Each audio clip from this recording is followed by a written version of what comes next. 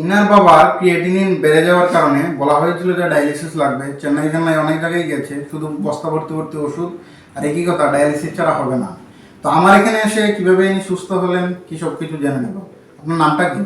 আমার নাম অগ্রজিৎ চক্রবর্তী, বাড়ি জিরানিয়া মধ্যপাড়া, পশ্চিম দুপুর। আপনার বাবার এই সমস্যাগুলো কবে থেকে দেখা দিয়েছিল আর কি কি সমস্যা ছিল? আমার বাবার প্রায় 2 বছর আগে থেকে সিকিউরিটির প্রবলেম শুরু হলো। তারপর আমরা প্রথম আগরতলাতে ডাক্তার দেখাই।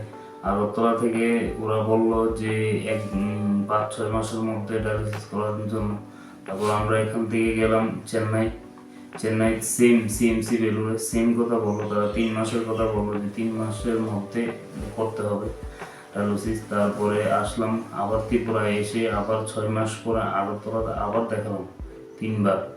তারপরে আমরা স্যারের সঙ্গে পরামর্শ নিই, 1 মাস হলো।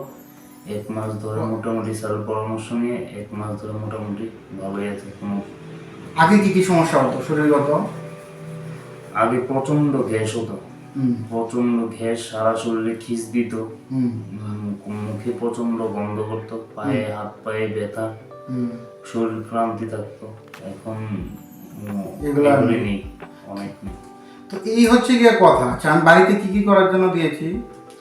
বাড়িতে নর্মাল খাওয়া, 10টা আর সন্ধ্যা 8টা, আর কিছু আদার অ্যাপ্লিকেশন, হাতে পায়ে মেথি, কালার কালার, এমন কিছু তো দেওয়া হয়নি যা ঘরে বসে করা যায় না। না।